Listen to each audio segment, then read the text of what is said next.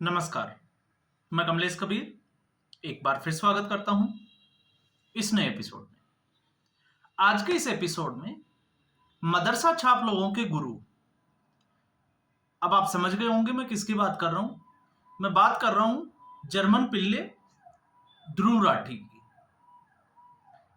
होता क्या है, आजकल कोई भी यूट्यूबर जो है वो हर मुद्दे पर ज्ञान देने लग जाता है। तो जब हम बात नॉलेज की करते हैं तो नॉलेज दो तरीके का होता है। एक जिसकी हॉरिजॉन्टल एंट्री होती है और दूसरा जो वर्टिकली आता है, मतलब नीचे से शुरू होकर वो ऊपर तक आता है। और हॉरिजॉन्टल जो है वो उसको ये लगता है कि वो जो कुछ बोल रहा है वो सब कुछ सही है। अब मैं ऐसा क्यों कह रहा हूं? तर्क अगर मेरा आप सुनोगे तो मेरा तर्क ये है, आपने देखा होगा मैं भारतीय राजनीति की बात करता हूं, बाहर के किसी विदेशी मुद्दों पर मैं ज्यादा बात नहीं करता। क्यों? क्योंकि जिन मुद्दों की, जिन बातों का हमें नॉलेज नहीं होता, मुझे लगता है ऐसी जानकारी लेकर दूसरों लोगों को गुमराह नहीं करना चाहिए। बात उतनी करनी चाहिए जिस फील्ड से आप जुड़े हुए हो। राजनीति की बात हम इसलिए करते हैं क्योंकि पॉलिटिकल साइंस हम टीच करते हैं, तो पॉलिटिकली जो है वो क्या चल रहा है हम इसके ऊपर बात कर सकते हैं, वो भी फैक्ट्स के साथ। लेकिन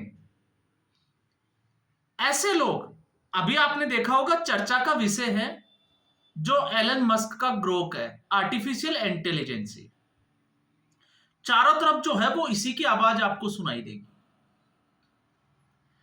अब ऐसे में इसने, ध्रुव राठी ने भी एक वीडियो बनाया है और आपने देखा होगा जिसमें अर्नब गोस्वामी और प्रधानमंत्री नरेंद्र मोदी की तस्वीर के साथ कुछ लिखा हुआ है, पापा इसे बैन करो। इससे पहले दिल्ली के विधानसभा चुनाव में इसने एक वीडियो बनाया था और उसमें यह लिखा था कि इस वीडियो के यूट्यूब पर बैन होने से पहले आप देख लीजिए। और महाराष्ट्र के विधानसभा चुनाव में तो इसने एक क्रांति की बात कर दी थी। और उस वक्त महाराष्ट्र में जब इसने एक वीडियो बनाया था, जिस तरीके से फ्री बीज की रेवड़ियों को लेकर, तब भी मैंने इसकी पोल खोलने की कोशिश की थी। कुछ लोगों के साथ कंट्रोवर्सी भी हुई थी, क्योंकि कुछ लोग, मैं फिर कहूंगा, ऐसे मदरसा छाप लोगों का गुरु है और ऐसे लोगों की तादाद कितनी है उसका भी आपको जो है वो अंदाजा आप लगा लेना चाहिए। कभी आपने सोचा है कि रवीश कुमार हुए, अजीत अंजुम हुए, ध्रुव राठी हुए, ऐसे लोगों के जो सब्सक्राइबर होते हैं जो करोड़ों के आसपास चले जाते हैं, और इनका एक ही पैटर्न होता है, एक ही एजेंडा होता है, प्रधानमंत्री नरेंद्र मोदी को कोसना। और इसी वजह से तो आप सोच के देखो कि इनके सब्सक्राइबर कौन होंगे। थोड़ा सा कॉमन सेंस अगर हम यूज करें तो आज जितने भी पाकिस्तान, बांग्लादेश और बहुत सारे मुस्लिम कंट्री या मुस्लिम लोग या मुस्लिम समुदाय विशेष के लोग और भारत में रहने वाले लोग, जिसमें आप 20% आबादी की बात कर सकते हो, इसके अलावा एंटी बीजेपी वोटर की भी आप बात कर सकते हो। जो जिसको हम कहें कि कांग्रेस के फॉलोवर्स हैं, मैं उनकी बात नहीं कर रहा क्योंकि वो थोड़ा सा पॉलिटिकल हो जाएगा। यहां पर मैं समुदाय विशेष की बात कर रहा हूं। और इनके नॉलेज की अगर आप एंट्री देखोगे तो आपको अंदाजा लग जाएगा कि इनकी नॉलेज की जो एंट्री है वो हॉरिजॉन्टल है, वर्टिकली तो है नहीं किसी की। तो इनको कोई नरेंद्र मोदी को गाली दे, आरएसएस को गाली दे, तो इनको लगता है कि ये सही बोल रहा है, इसलिए इनके यूट्यूब पे व्यूज जो है वो बढ़ जाते हैं। जबकि पैरेलली अगर आपको कोई नॉलेज वाला कोई व्यक्ति मिलेगा जिसके जो बहुत अच्छा उस फील्ड से नॉलेज रखता हो, तो आपको कंपैरेटिवली उतने व्यूज जो है वो मिलेंगे नहीं, उतने आपको सब्सक्राइबर मिलेंगे नहीं, क्योंकि आपकी सोच उस सोच के साथ मैच नहीं करेगी।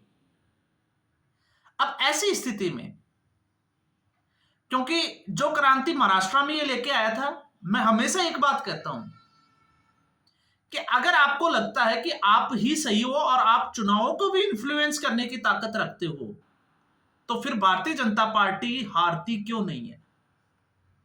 यह आपको बैठकर सोचने की जरूरत है। आपका मतलब ऐसे लोगों को सोचने की जरूरत है। ध्रुव राठी, जो हम कहें कि केजरीवाल को ही अपना सब कुछ मानता है और उसको लगता है कि इस देश का प्रधानमंत्री केजरीवाल ही होना चाहिए, और ध्रुव राठी जिसके करोड़ों सब्सक्राइबर है, तो दिल्ली में आम आदमी पार्टी की सरकार चुनाव कैसे हार गई, इसका जवाब कौन देगा? इसने तो भरपूर कोशिश की थी इन्फ्लुएंस करने की, तो फिर लोगों के जहन में ये उतरती बात क्यों नहीं है? तो इसका मतलब सिर्फ और सिर्फ एंटरटेनमेंट के लिए और उस बिरादरी के लिए जिसको ये तबके को खुश करने के लिए लगे रहते हैं, ये उसी में कैटेगरी में आता है। अब हम असल मुद्दे की बात करें, जिस आर्टिफिशियल इंटेलिजेंस की हम बात करते हैं, तो अब हम उठाते हैं इसी मुद्दे को। इसने जो वीडियो बनाया, तो आपने देखा होगा लोग जो है वो तरह तरह के सवाल पूछ रहे हैं ग्रोक से, जिसमें मुख्यतः इस वक्त जो हाईलाइटेड है, या तो वो नरेंद्र मोदी से रिलेटेड होगा या आरएसएस से।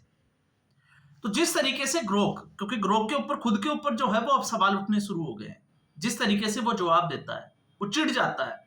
मैं उन बातों में नहीं जाता, क्योंकि क्यों नहीं जाता वो मैं उस बात पे आऊं, उससे पहले थोड़ा सा ये इस वीडियो को क्लियर कर देता हूं। तो आरएसएस को लेकर जिसमें ग्रोक ये जवाब देता है कि आरएसएस की जो है वो स्वतंत्रता में कोई भूमिका नहीं थी। तो साफ तौर से है, सब लोग जानते हैं कि स्वतंत्रता के लिए किसकी भूमिका थी। तो स्वतंत्रता के संग्राम में जो है वो ना भगत सिंह की भूमिका थी, ना आप देखोगे सुभाष चंद्र बोस की भूमिका थी, और ऐसे ही ना चंद्रशेखर आजाद की भूमिका थी। स्वतंत्रता के जो सेनानी, या हम कहें कि स्वतंत्रता दिलाने में अगर किसी का योगदान था, तो वो थे कांग्रेसी। पंडित जवाहरलाल नेहरू, स्वतंत्रता चाहिए थी, 1946 में ही प्रधानमंत्री बन गए। महात्मा गांधी जो जेल तो गए, लेकिन किस तरीके से वो जेल में जाते थे, कौन से पैलेस में वो जो है वो नजरबंद होते थे, वो सारे देश ने देखा। अब इसमें जो है वो हम हर उसमें जो है वो इतिहास को हम झुठला नहीं सकते। कांग्रेस पार्टी के शुरू के 5 अगर आप अध्यक्ष उठा के देखोगे, तो आपको अंदाजा लग जाएगा कि स्वतंत्रता में किसका योगदान था और किसका नहीं था।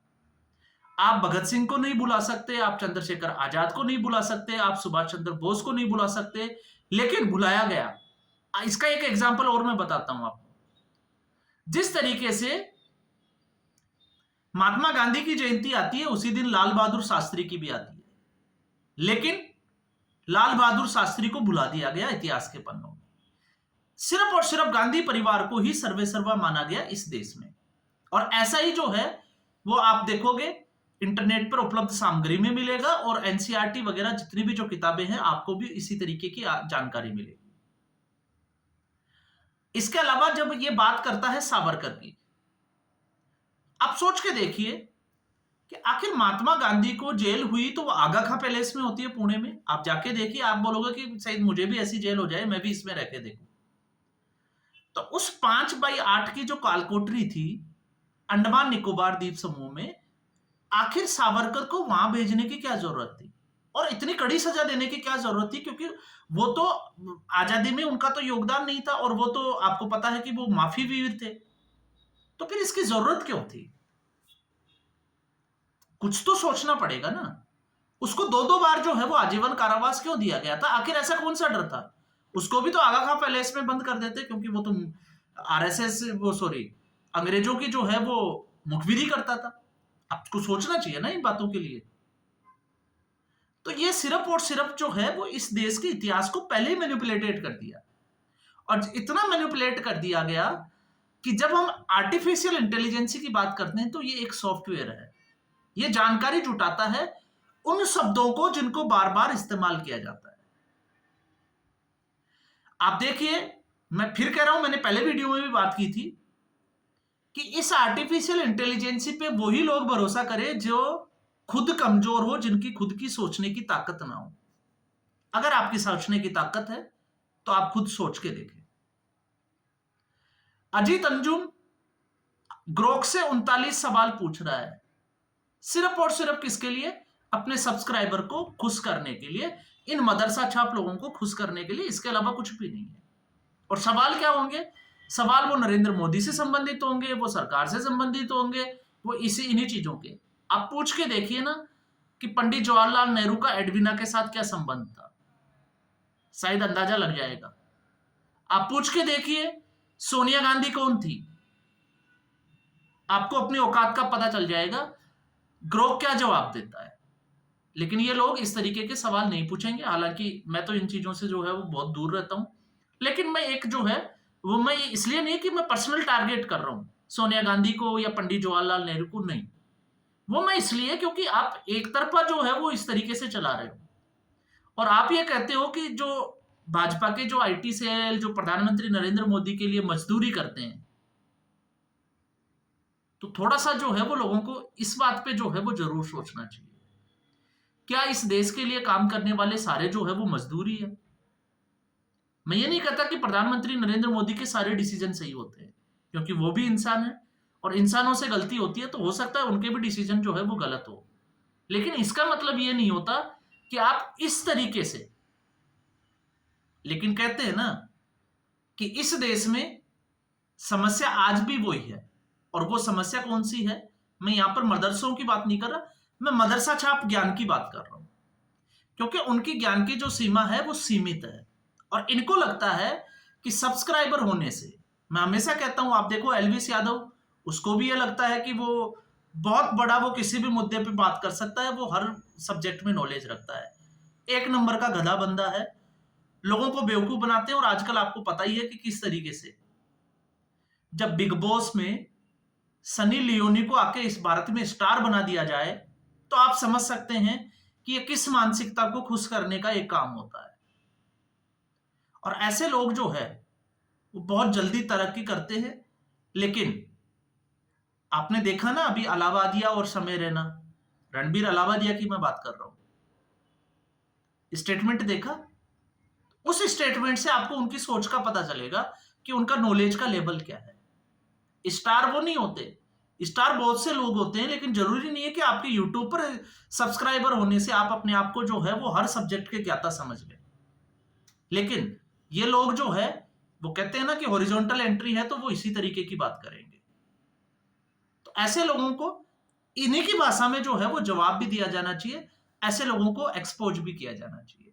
और इनको ये भी पता होना चाहिए, जो अभी एलन मस्क की इसकी जो एआई ग्रोक है, उसी को अपना सब कुछ समझ बैठे, इसी को अपना बाप समझ बैठे, उन लोगों को यह पता होना चाहिए कि आपके बाप दादा जो है वो आपके घर में बैठे हैं, और इतिहास उनको भी जानकारी है कि इतिहास क्या था। आप उनको जाकर पूछ ले कि स्वतंत्रता के जो संग्राम थे उसमें किसका योगदान था और किसकी मौत हुई थी। और जिनकी ये बात कर रहे हैं, चमचागिरी करते हैं, इनके लोगों में से कितने लोगों की मौत हुई, ये उसमें जरूर बता दें। तो आज के एपिसोड में बस इतना ही। आपकी राय जो मैं इसमें जो है वो जरूर जानना चाहूंगा। अगर आपको वीडियो एपिसोड अच्छा लगे तो वीडियो को लाइक करें, शेयर करें, चैनल जरूर सब्सक्राइब करें। धन्यवाद।